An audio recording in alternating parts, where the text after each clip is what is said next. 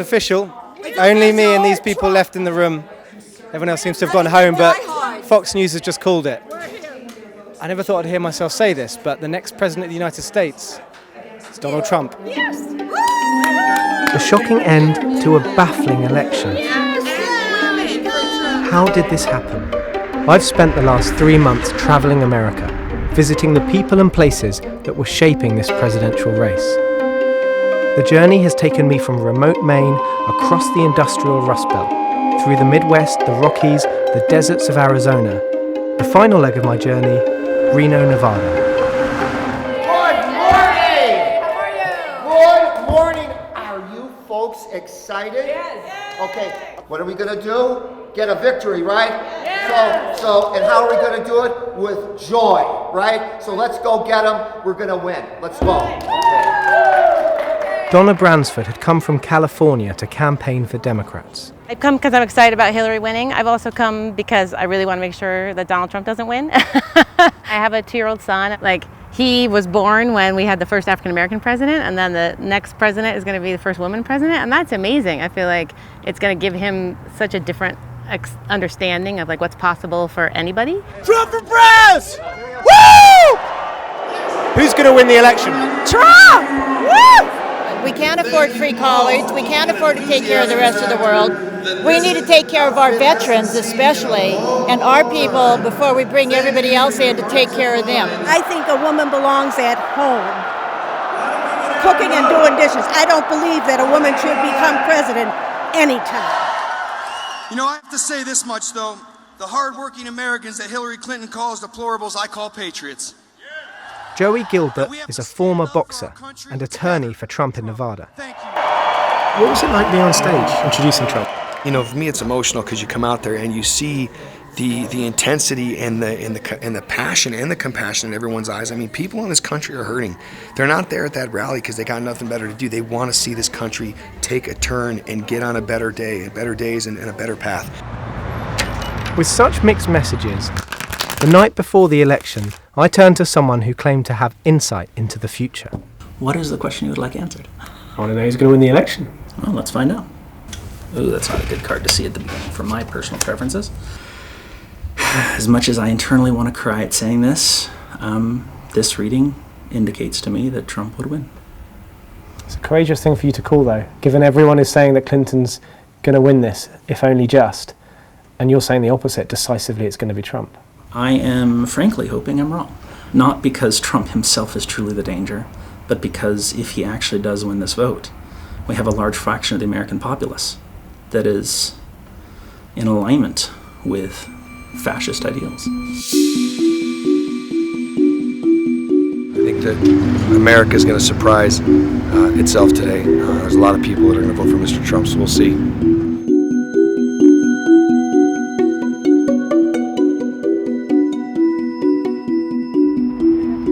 There is a large part of me that feels like a disenfranchised voter. Clinton seems like the Dodge of the horror. You know, you have the choice of going to hell or going to purgatory. Wow, which one do I want? The first results of the 2016 presidential race. This election night will be historic no matter who wins. Who have Mama and Daddy been asking people to vote for? That's right! First thing you notice is not many people here.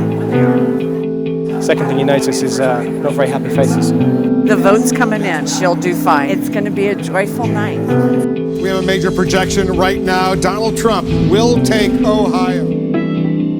Why are you nervous? Because I don't want that man in office. I don't. I think he'll take us back too many decades, and we've come this far, and I don't want to go back. I don't. Now projects that Donald Trump will carry the state of Wisconsin. He will win Wisconsin.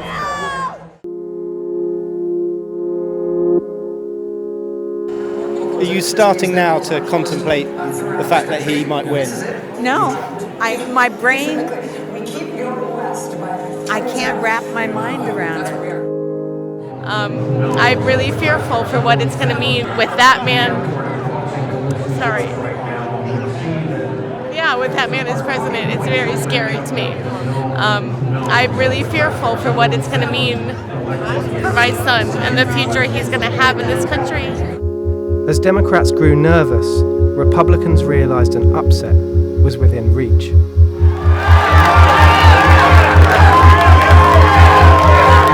We're going to be able to keep our guns, our taxes are going to be lowered, we're always going to keep our Bibles, everybody. That's where we're going to keep our Bibles. You're a bit surprised yourself, surely. Let me tell you this. I've been saying this for a year now, that I had all the confidence and have always believed Mr. Trump was going to win this. I had friends this entire week telling me he was going to lose by 6 to 10 points. But to see where he's at right now is pretty amazing. And you're damn right. It's very rewarding.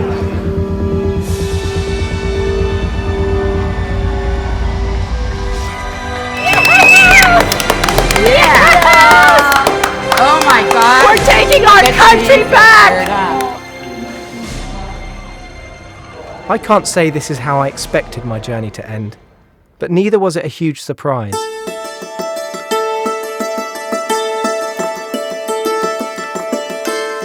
Looking back, it was clear from the start that this was a polarising election.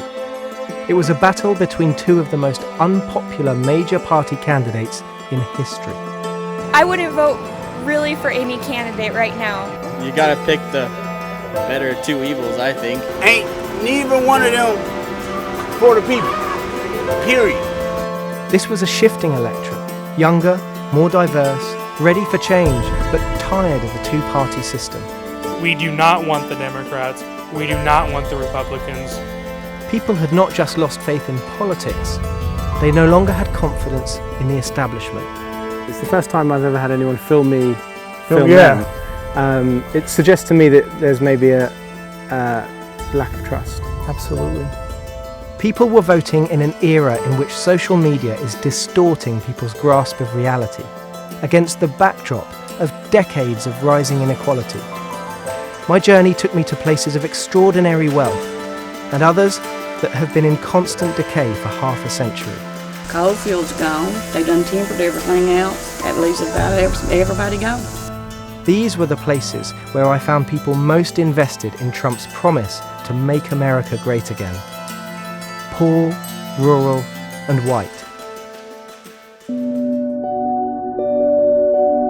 But Trump's supporters were animated by a lot more than the economy. I don't think there was any racism until Obama got elected. And if you're black and you haven't been successful in the last 50 years, it's your own fault. 8 years after the election of the first black president, this contest revealed the country's deep racial divisions.